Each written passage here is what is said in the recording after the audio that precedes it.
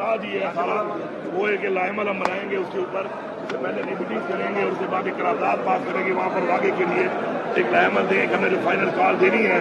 اور یہ جو اب یہ نظام آہستہ آہستہ مزید اجتماعی کی طرف سے جا رہا ہے اس ملک کو، اس میں ہمارے جو مطالبات ہیں وہ سامنے لائیں گے، پھر آگے ایک ٹائم بنا کر پھر فائنل کال پورے پاکستان کی دیں گے، پورے پاکستان کو بند کریں گے اور مارچ کریں گے جو کہ فیصلہ کن مارچ ہوگا. سر یہ بتائیں آپ نے پی آئی اے کی بولی دی ہے لیکن کہا جا رہا ہے کہ آپ کے ہیلی کاپٹر بھی جو یہاں پر نہیں ہے، کتنی حقیقت ہے اس میں؟ میرے پاس دو ہیلی کاپٹر ہیں ماشاء اللہ صوبائی حکومت کے، اور اس وقت کا جو پوزیشن ہے وہ یہ ہے پورا پاکستان جان لے. جو بڑی بڑی باتیں کر رہے ہیں نا ٹک ٹاکوں پہ کہ سارا دن یہ چینلوں کو پیسے دے کر اپنے اشتہار چلواتے ہیں پرفارمنس کے، تو آئی ایم ایف کی رپورٹ پڑھ لیں.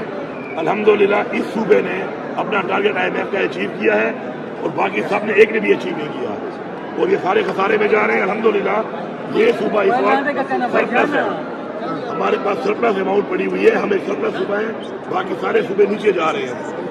ریونیو میں ہم نے ماشاءاللہ 44% پر ریونیو انکریز کیا ہے اس ٹائم میں. میرے پاس جو اس وقت وسائل ہیں یہ عوام کے وسائل ہیں، اور ہم انشاءاللہ پاکستان انٹرنیشنل ایئر لائن اسی نام سے ہم اس کو یہ صوبہ لے گا اور اسی نام سے اس کو چلائے گا.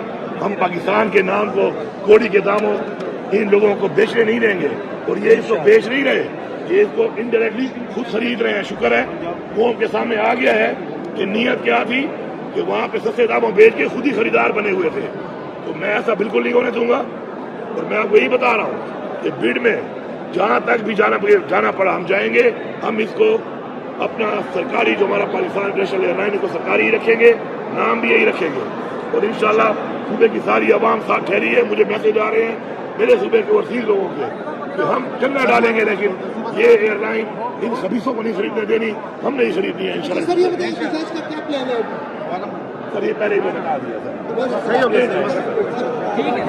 دیکھیے ایسا ہے کہ اس وقت جو نظام چل رہا ہے اس نظام میں مزید ملک کو نیچے لے جایا جا رہا ہے، یا قانونیت مزید بڑھتی جا رہی ہے، آئین کو بار بار توڑا جا رہا ہے. تو اس کے لیے اب ہم ایک فائنل ایک ایسا عمل بنا رہے ہیں جس کے اندر میٹنگ کر کے ایک قرارداد پاس کریں گے عوام کو بلا کے، اور قرارداد پاس کرنے کے بعد آگے ہم نے ایک فائنل مارچ کرنی ہے فیصلہ کرنا، اور اس کے لیے ہم قرارداد پہلے پاس کریں گے اور اس کے بعد انشاءاللہ اس میں بھی تاریخوں کا تعین کریں گے، اور پھر ہم نکلیں گے. اور اس دفعہ پورا پاکستان نکلے، ایک ہی دفعہ نکلے.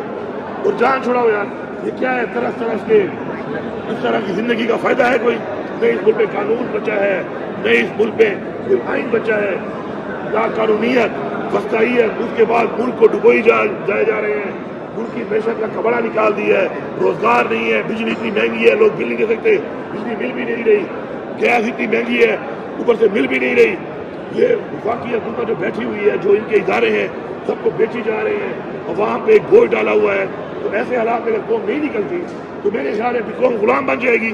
ہم تو غلام نہیں ہیں، ہم تو آزادی کے لیے، حقیقی آزادی کے لیے اس قوم کے لیے نکلیں گے چاہے کچھ بھی ہو جائے. اس دفعہ سر پر کفن باندھ کے نکلیں گے.